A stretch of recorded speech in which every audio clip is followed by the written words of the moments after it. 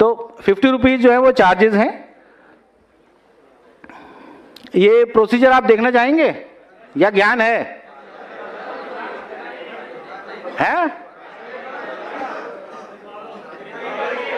तो देख लो। अरे भाई देख लो, उसमें तो ज्ञान की चीज ही नहीं है। उसमें क्या स्क्रीनशॉट ले रखे हैं, देखिए स्क्रीन की ओर देखें। तो ऑनलाइन डॉक्यूमेंट अपडेट का तरीका बताया जा रहा है कि किस तरह से होगा। पहली स्क्रीन ये रहेगी जिसमें आप आधार नंबर, एनरोलमेंट, रेजिडेंट की ईआईडी नंबर डाल सकते हैं, fingerprint of resident and operator through single fingerprint RD device for fetching details. उसमें क्या होगा कि डिटेल फेच होते हैं ना ऑनलाइन में। उसके बाद क्या है, जब आप रेजिडेंट का ईआईडी नंबर, आधार नंबर, फिंगरप्रिंट लगा देंगे ऑपरेटर का अपना, तो उससे फाइंड आधार टैब को दबाना है, फाइंड आधार। ठीक, नीचे देखिए वो लाल रंग से है ना, सब कुछ लाल में है। तो जब फाइंड आधार हो गया एक बार, तो उसमें क्या हो जाएगा, स्क्रीन के ऊपर डाटा आ जाएगा। किसका डाटा आएगा? निवासी का डाटा आ जाएगा, जो आपने डाटा फिट किया था उससे। अब आपने मैच करना है कि भाई जो इसने मुझे डॉक्यूमेंट दिए, पीओआई या पीओ हो गए, उससे मैच करता है कि नहीं करता, है ना।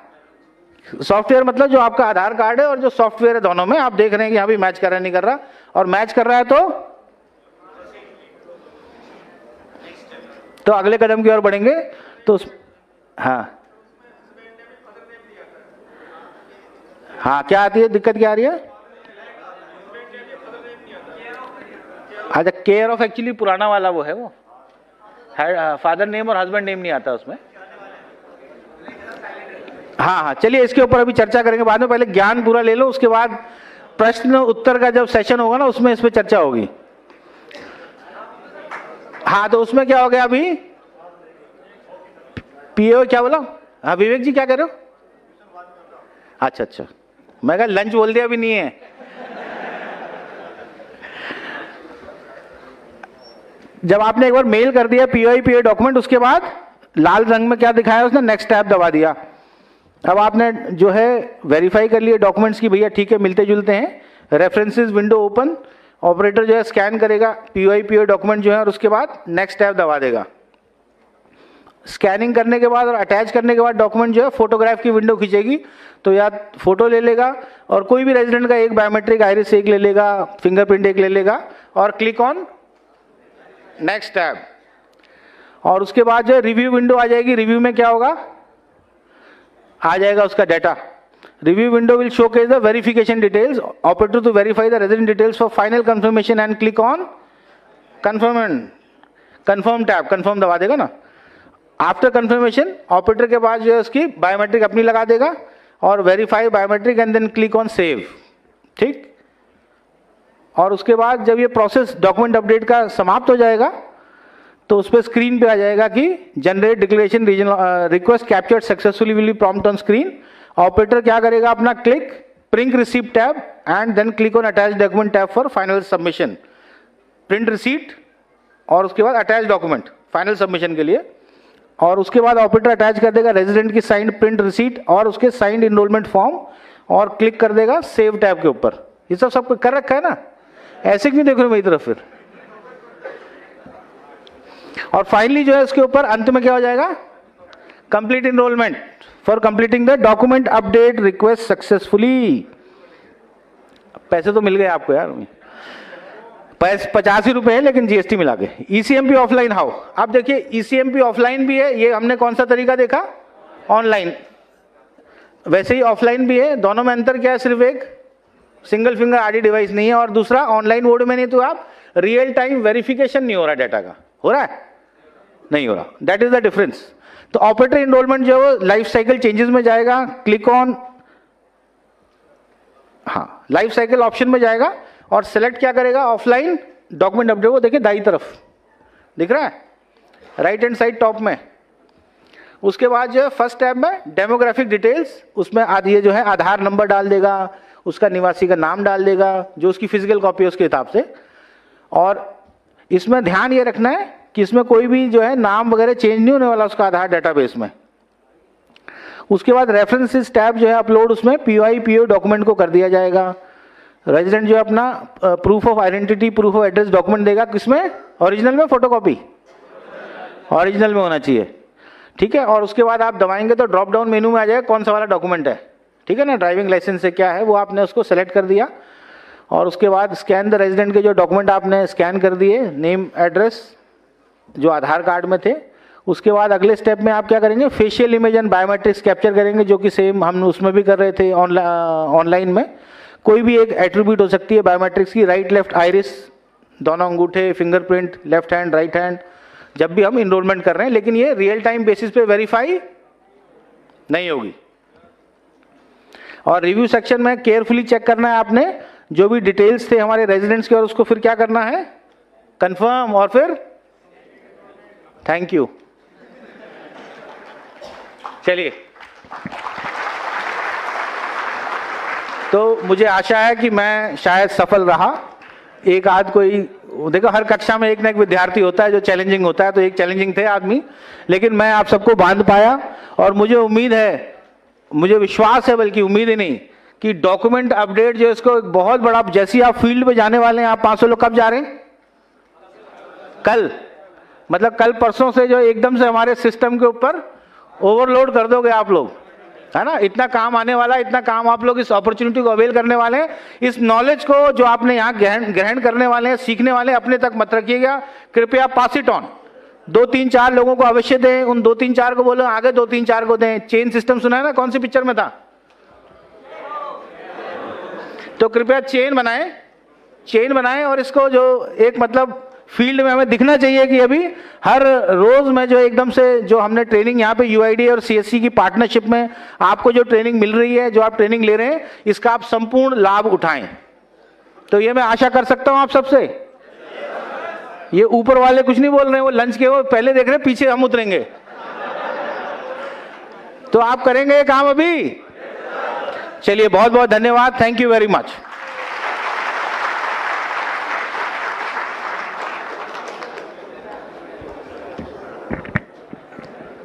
Thank you so much sir. एक नई ऊर्जा और जोश हमारे अंदर सर ने डाल दिया है और जाके हम कोशिश करेंगे कि बहुत ही अच्छे नंबर्स और अच्छा काम करके दिखाएं। और जैसा सर बोल रहे थे, ट्रेनिंग से पहले हम लोग खाने ढक्कन नहीं खोलेंगे हम लोग, ठीक है, वो सीखने के बाद ही हम लोग उसकी शुरुआत करेंगे। तो कुछ और नए सेशंस के साथ कुछ और नई जानकारी लेंगे बिफोर द ब्रेक, ठीक है, तो ध्यान से सुनिएगा। तो एक बार फिर से मैं सर का धन्यवाद करता हूँ कि उन्होंने इतने अच्छे से हमें समझाया। अच्छा लगा, बात समझ में आई सबको। तो ये तालियां जो हैं, ये जो स्माइल है सभी लोगों के चेहरे पर, सर प्रूफ है कि आपकी बात उन तक पहुंची और ये जल्दी ही उनके काम में भी रिफ्लेक्ट होगा। Again thank you so much. तो चलिए आगे बढ़ते हैं। नेक्स्ट सेशन हम लोग बात करेंगे कि जो पेनल्टीज़ हैं इसमें, ये ध्यान से सुनिएगा। देखिए, सारी अच्छी अच्छी बातें नहीं करने आए, थोड़ा सा यहाँ पे हम कान भी खींचने पड़ेंगे अब जो नहीं काम अच्छे से करता है। सो पेनल्टीज़ भी कुछ लगेंगे इसके ऊपर कि अगर काम ठीक से नहीं होता है, तो उसके ऊपर मैं रिक्वेस्ट करूंगा, हमारे साथ श्री RVN श्रीनिवास सर हैं, डायरेक्टर UIDAI से, उनसे मैं रिक्वेस्ट करूंगा कि उसके बारे में आपको ब्रीफ करें। इनफैक्ट इसके बाद उनकी टीम भी है प्रॉपर जो आपको और जानकारी देंगे इसके बारे में। Sir please.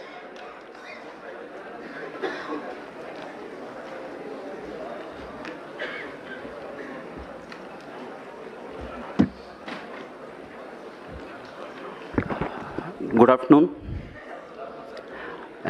लंच के पहले ये बहुत टिपिकल समय है, जो नींद आती है, भूख लगती है, सुनने में कोई दिक्कत होती है, इसलिए हमने सोच पोच के पेनल्टीज़ की सेशन लगी हुई है अभी, क्योंकि जो भी नींद होते हैं ना वो उड़ जाती है एकदम। अभी तक रौटेला साहब और हमारा राकेश सिन्हा साहब बहुत अच्छी चीज़ बताया, और अभी मैं ये बोलना चाहता हूँ, there are 2 things I would like to flag. पहला क्या होता है कि ये डॉक्यूमेंट अपडेट प्रोजेक्ट में आप किसी प्रकार की स्टैंडर्ड सर्टिफिकेट मत लीजिए। Standard certificate is not accepted for document update project. ये डॉक्यूमेंट अपडेट प्रोजेक्ट हम इसीलिए कर रहे हैं कि जिसका पुरानी डॉक्यूमेंट्स हमारे पास नहीं है, अगर वहाँ भी हम स्टैंडर्ड सर्टिफिकेट अप्रूव करेंगे तो गलत बात है, उसका पर्यवसान बहुत कठिन होता है। तो इसीलिए कोई भी डॉक्यूमेंट अपडेट प्रोजेक्ट में आप स्टैंडर्ड सर्टिफिकेट मत लीजिए, पॉइंट नंबर 1। पॉइंट नंबर 2, अभी UIDAI हेडक्वार्टर्स ने बहुत सारा प्रेजेंटेशंस बन चुके हैं आपके लिए, सारी ट्रेनर्स के लिए, सारी ऑपरेटर्स के लिए। उसमें 8 प्रेजेंटेशंस है, उसमें 2 प्रेजेंटेशंस ऑलरेडी सिन्हा जी और राउटेला जी कवर कर लिया है।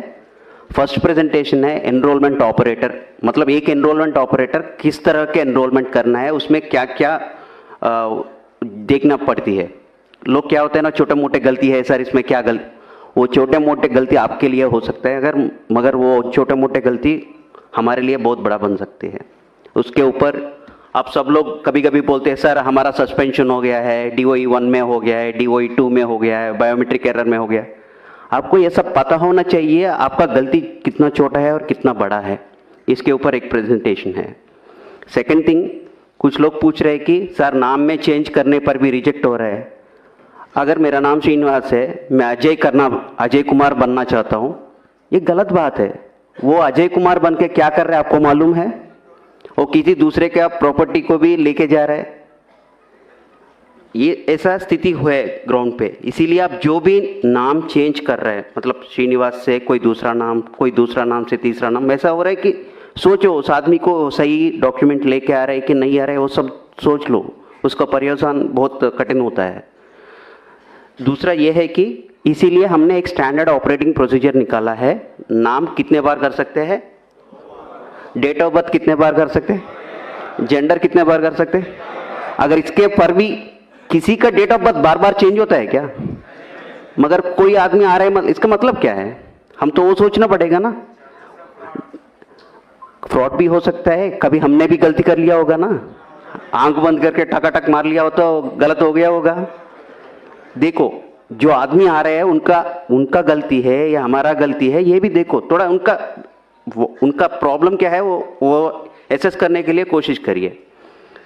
सेकेंड थिंग इज, इसके साथ हमारा QC में बहुत सारा रिजेक्शंस होता है। आप ये समझते होगी जो हम डॉक्यूमेंट यहाँ से अपलोड करेंगे वहाँ कोई देखने वाला नहीं है, हमको क्या फ़र्क पड़ने वाला वैसा कुछ नहीं होता है।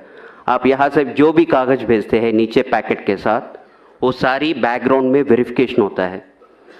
मैं आपको बोलता हूँ, मानने न मानो आपका बात है, डॉक्यूमेंट होता है, डॉक्यूमेंट को इस तरफ आगे साइड उनका प्रूफ ऑफ आइडेंटिटी होता है। फ़ोन पे बात करते रहे या कोई दूसरे बात करते रहो, उल्टा करके स्कैन करते हैं। मेरे को क्या आता है, वाइट पेपर आता है। ये DOE 1 है, क्योंकि जहाँ पे प्रूफ ऑफ आइडेंटिटी अपलोड करना था आपने सफ़ेद कागज अपलोड किया। ये तो एकदम फ्रॉड है। वो आप गलती से भी कर लिया होगा मगर it has a long lasting effect. दूसरा क्या होता है ना, किसी ने POA डॉक्यूमेंट दोनों दिया था आपको, एक के बाद एक स्कैन करना था, वो भी फ़ोन पे लगे हुए हैं, दोनों डॉक्यूमेंट लिया, स्कैनिंग वैसा हुआ कि पहला डॉक्यूमेंट आधा स्कैन हो गया, दूसरा डॉक्यूमेंट आधा स्कैन हो गया। आप जान ही नहीं देते हैं, वो गलत बात है। तीसरी बात यह है कि ये देखो मेरा 10 उंगलियां है यहाँ पे, ये दोनों में बायोमेट्रिक्स नहीं आ रहा है, मगर आप इसको, कुछ लोग ऐसा समझते हैं कि हाँ ये एक्सेप्शन है, हम 8 उंगली को ले लेंगे बायोमेट्रिक और इसको एक्सेप्शन मानते। ये गलत है, बहुत बड़ा गलत है। इसका 2 उंगली है यहाँ पे, इसका उंगली नहीं है, वो अलग सी बात है, ये एक्सेप्शन बनती है, मगर ये एक्सेप्शन नहीं बनती है।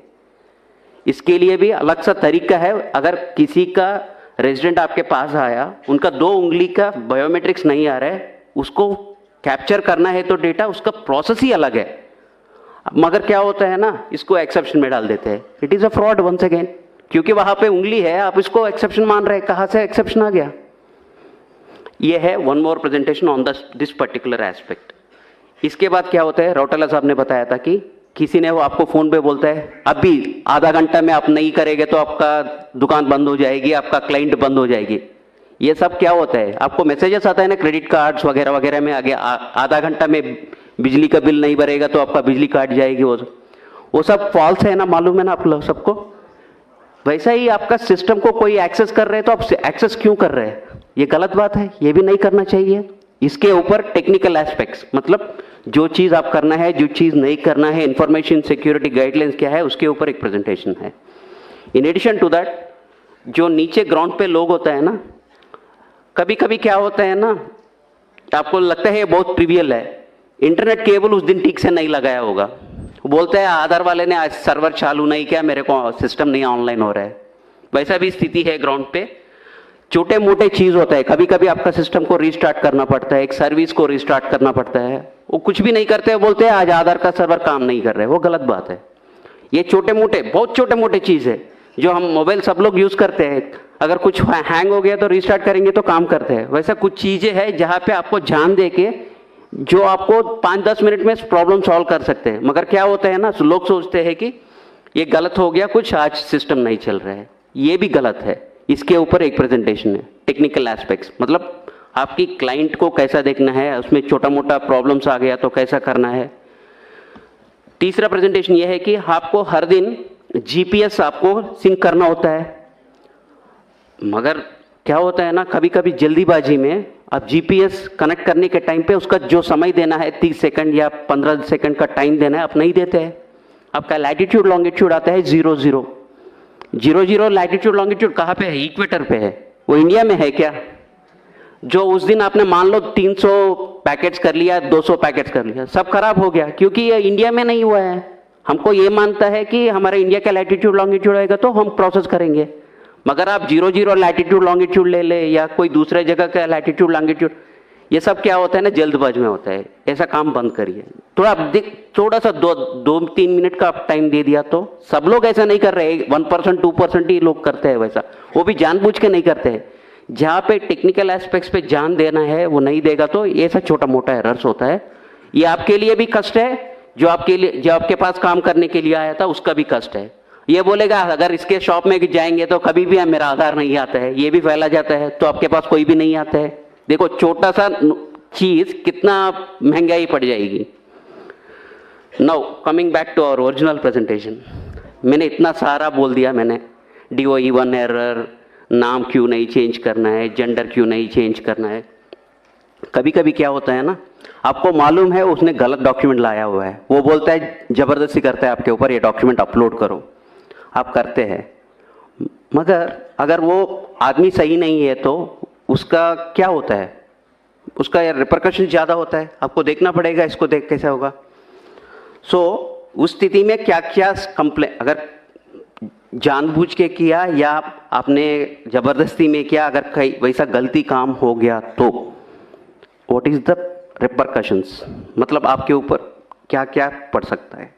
ये डराने के बात नहीं है, आपको ये सब मालूम होना चाहिए। शायद अभी तक आपको किसी ने बताया नहीं होगा, इसलिए हम बता रहे हैं। हमारा ये उद्देश्य है कि आप सबको ट्रेनिंग होना चाहिए, ये ट्रेनिंग के पार्ट है, या किसी को डराने का या घबराने का बात नहीं है, वैसा मत सोचिए। अगर आप आधार सिस्टम में काम कर रहे हैं, 3 एक्ट्स आर एप्लीकेबल।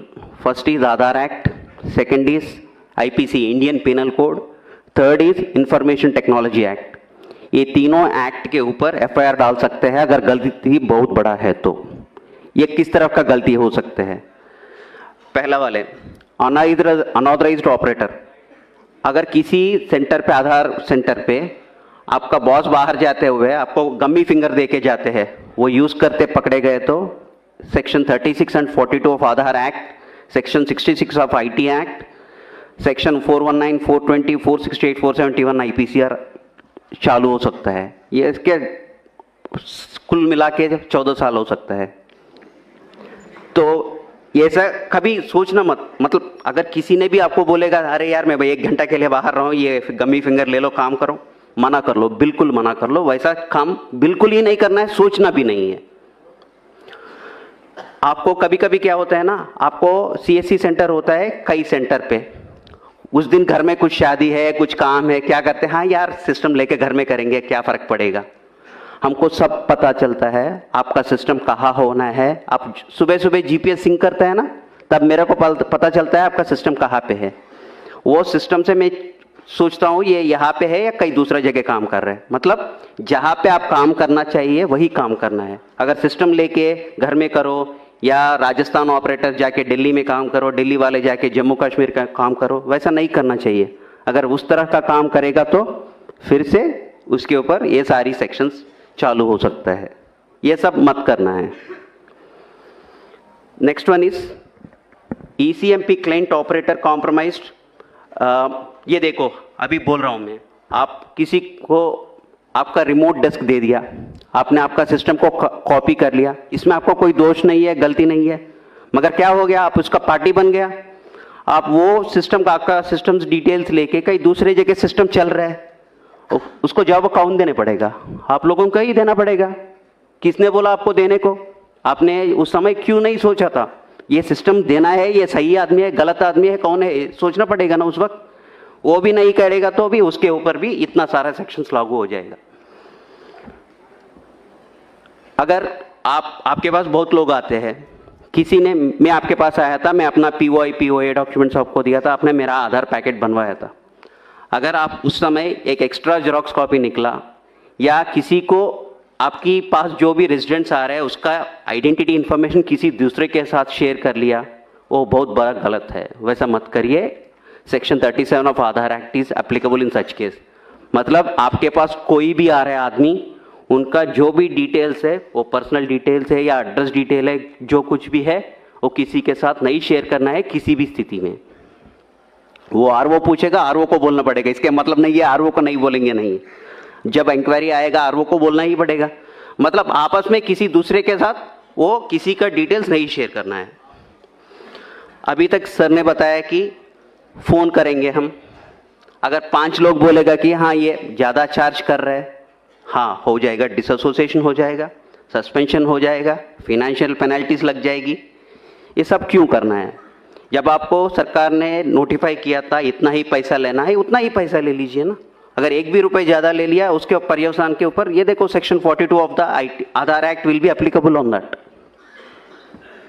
ये सब सेक्शंस, इसका सजा वगैरह वगैरह सब आपकी आधार का जो किताब है ना, छोटा किताब है ना, उसमें सारी इसका इंफॉर्मेशन मिला है।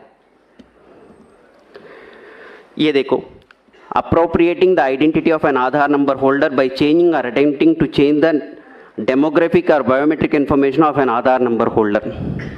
ये मैं वो ही बोल रहा हूँ, किसी दूसरे का आधार व्यक्ति का, मान लो मेरा नाम श्रीनिवास है, मेरा, आपको मालूम है मेरा नाम श्रीनिवास है, कोई मैं आके आपको बोला अरे यार मेरा नाम श्रीनिवास से कुमार राकेश सिन्हा कर लो, मैं कुछ काम करना है उसके नाम पे बोल के बोलेगा, तो आप उसमें पार्ट मत लेना।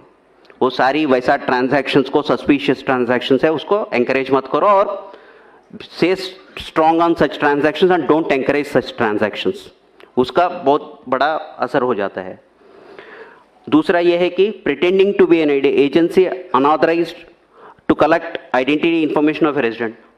आप CSC पहले था, अभी किसी के कारण से आपका डिसकंटिन्यूएशन हो गया है, आप लोगों को ये मत बताना कि हाँ अभी भी मैं आधार का ऑपरेटर हूँ, मैं काम कर सकता हूँ, आपका ये करवा सकता हूँ, वो करवा सकता हूँ बोल के मत बताना। अगर वो भी करेगा वो भी गलत है, उसका भी पेनल्टी 3 साल की है सज़ा है और 10,000 की पेनल्टी है। और दूसरा ये है कि intentionally transmitting information collected during enrolment authentication to unauthorised person. मतलब आप पहले भी वही बताया था, किसी के साथ आप इंफॉर्मेशन शेयर करेगा तो 3 साल की सज़ा और 10,000 का पेनल्टी, कभी कभी 1 लाख की पेनल्टी भी हो सकता है कि कंपनी के ऊपर, अगर कंपनी इन्वॉल्व है तो उसमें। ये unauthorised access to central identity data repository, मतलब कोई दूसरा की तरफ से कंप्यूटर के साथ कोई सॉफ्टवेयर, डुप्लीकेट सॉफ्टवेयर यूज करके जो भी करेगा वो सब ऑलरेडी एक्ट में इंक्लूडेड है। अगर कोई भी इसमें जानबूझ के या गलती से भी आप इसमें इन्वॉल्व हो गया तो इसका पर्यवसान बहुत अलग सा है। इसलिए अब जो भी इंटेंशनली और intentionally don't get involve in that activities. अगर जो भी टैंपरिंग ऑफ डेटा करना चाहते हैं, मतलब डेट ऑफ बर्थ मेरा है 2005, मैं आपको बोलता हूँ 2010 करवा लो भाई, अगर वो कुछ प्रोसेस में कुछ करना शुरू कर लिया, वो भी बड़ा imprisonment up to 10 years in such cases, वो वैसा मत करिए। Unauthorized use of identity information of an individual by requesting entity और offline verification, ये क्या है ना, कभी कभी सर ने सुबह बताया था ना, एक आइडेंटिटी कैसा पता होना चाहिए, QR कोड स्कैन करने से उनका आइडेंटिटी पता चलेगा। आप QR कोड स्कैन करके कोई दूसरे वाले को ये मत बताना इनका इन्फॉर्मेशन डिटेल्स क्या है, जिसका चाहिए वो करेगा, आपका नहीं है, जिम्मेदारी नहीं है वो। Failing to comply with requirements of the Aadhaar act, मतलब CSC के ऊपर आपके बहुत जिम्मेदारी है, आप CSC के लिए काम कर रहे हैं, मतलब इसके आपके ऊपर भी बहुत सारे जिम्मेदारियां हैं। आप अगर वो कंप्लाई ना करेगा तो उसके ऊपर भी पेनल्टीज होता है। In addition all these things, कोई भी तरफ का एक्सप्लिसिटली नहीं डिफाइन किया हुआ है, कोई भी गलतियां है जिसमें एक्शन करना है उसका भी इम्प्रिजनमेंट पनिशमेंट है। ये आपको सबको पता होना चाहिए, क्योंकि इतना बड़ा प्रोजेक्ट कर रहा है, इसमें कष्ट भी होते हैं और हमारा इसके लाभ भी होते हैं। लाभ हम सबको मालूम है, कष्ट और नष्ट भी सबको मालूम होने से क्या होता है, हम ठीक से काम कर पाएंगे। जो हम सोचते हैं छोटे मोटे गलतियां हैं वो छोटे मोटे नहीं होते हैं, उसका असर बहुत अलग सा होता है। अब तक तो मैं आधार एक्ट का पेनल्टीज बताया था, आधार एक्ट के साथ आईपीसी पेनल्टीज भी चालू होता है कभी कभी। पनिशमेंट फॉर क्रिमिनल कॉन्स्पिरेसी, अगर किसी ने स्टैंडर्ड सर्टिफिकेट दुकानदार वाले से ये करके, हाँ वहाँ जाके स्टैंडर्ड सर्टिफिकेट लेके आइए आपका आधार अपडेट बन जाएगी बोलेगा, वैसा एंकरेज करेगा तो वो भी अलग सी बात है। whomsoever is party to criminal conspiracy to commit an official offense punishable with death or rigorous imprisonment, कुछ भी हो सकता है। जब पढ़ लीजिए, अंग्रेजी पढ़ लीजिए, ये सब इंटरनेट में भी आपको मिलता है, आपको बस ध्यान देना है। अगर इसके ऊपर आप गलती करेंगे तो उसका पर्यवसान क्या होता है। Section 419 punishment for cheating by personation, अगर आप किसी का नाम लेके जाके आधार में अपना डिटेल्स अपडेट करके, मैं वही बोल रहा हूँ ना, मैं श्रीनिवास हूँ, राकेश कुमार सिन्हा बनना चाहता हूँ, वो चीटिंग है। अगर वो भी आप भी जानबूझ के या बिना जानबूझ के भी आप उसमें शामिल हो गया, उसका पर्यवसान सीरियस होता है।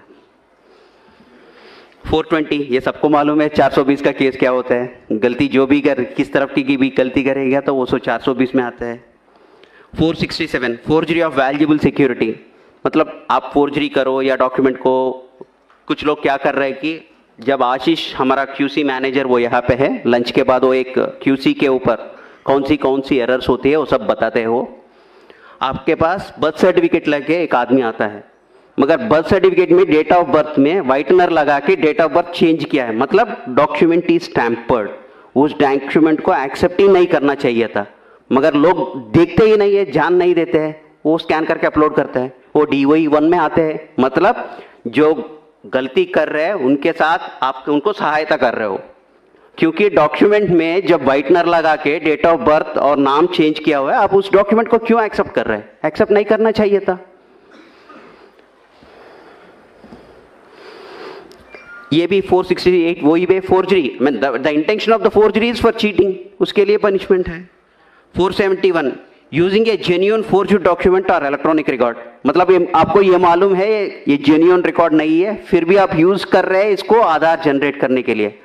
सर ने बताया था ना सुबह 11% आपका रिजेक्शन हो रहा है, मतलब आप 10 लाख ट्रांजैक्शंस कर रहे हैं, उसमें 1,10,000 ट्रांजैक्शंस आर गेटिंग रिजेक्टेड, उसमें 9% of the documents are rejected for want of the proper documents, list of applicable documents. आप लिस्ट ऑफ एप्लीकेबल डॉक्यूमेंट्स से नहीं करते हो, कोई दूसरा डॉक्यूमेंट लेके करते हो, that is a serious offence.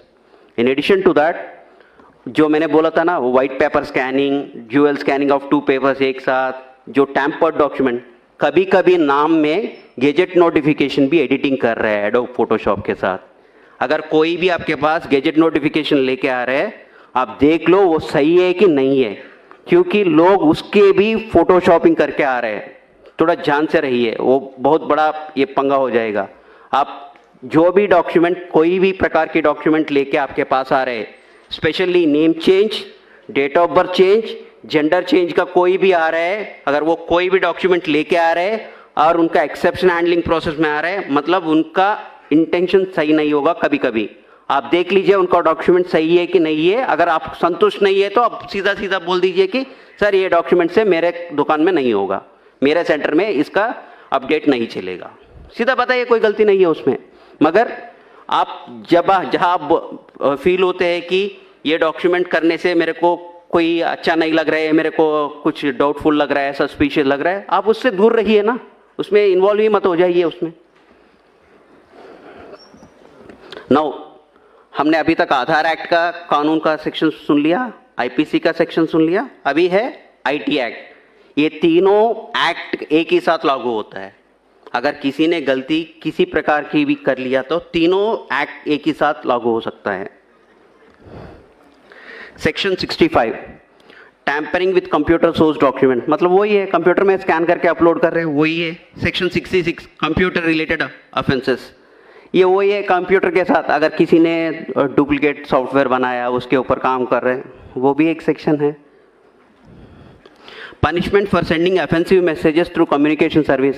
आप कभी कभी देख लिया होगा व्हाट्सएप ग्रुप्स में या यूट्यूब वीडियोस में देखा होगा, आप मेरे को 500 रुपये दे दो और मैं आपका DO भी अपडेट करवा लेता हूँ, मैं आपका आधार कार्ड PVC कार्ड बनवा के दे देता हूँ। बहुत सारे वेबसाइट चलता रहते हैं, उसमें आप प्रमोट मत करिए। आप उस वैसा मैसेज कुछ भी आया आप RO को रिपोर्ट करिए, ये आपकी जिम्मेदारी है। वैसा कोई फेक वाला वेबसाइट या SMS या व्हाट्सएप टेक्स्ट मैसेज चक्कर मार रहे तो आपको जिम्मेदारी है RO को इन्फॉर्म करने के, क्योंकि वो इन्वेस्टिगेट करके उसके जो भी एक्शन लेना है वो करेगा। जब तक आप नहीं बताएगा तो, क्योंकि हमको भी सारी चीज़ें नहीं मालूम पड़ता है, आपका जिम्मेदारी भी है हमको बताना है ऐसा काम चल रहा है सर, इसको थोड़ा देख लीजिए सर, ये डाउटफुल केस है। This is one more section. Another section is 66B, punishment for dishonestly receiving stolen computer और कम्युनिकेशन डिवाइस। अगर किसी ने आपको बोला है कि आधार किट, आपको मालूम है आधार किट जिम में मिलता है, अगर किसी ने आधार किट कहीं दूसरे जगह से लेके आपको बोल रहे कि ये 1 लाख का किट है मैं आपको 10,000 में दूंगा, लेके काम कर लो, मत करो वैसा, वो भी इसमें पड़ सकता है। Section 66C, punishment for identity theft. मैं वही बोल रहा हूँ ना, श्रीनिवास बन गया अजय कुमार, वो तो अलग सी अब आइडेंटिटी थेफ्ट की बात है। वो मेरा आइडेंटिटी बदल रहा हूँ, किसी का आइडेंटिटी लेके किसी को दूसरे को दे रहा हूँ, कोई डेथ पर्सन का आइडेंटिटी लेके कोई दूसरे को दे रहा हूँ, ये सब थोड़ा देखना पड़ेगा। Punishment for cheating by impersonation using computer source, बस वही है, कोई कंप्यूटर का डॉक्यूमेंट लेके, कंप्यूटर के हिस्सा लेके हमने किसी का आइडेंटिटी चेंज करने का, बदलाव करने का कोशिश किया तो that is a very punishable, seriously punishable offence. बस इतना ही है। आप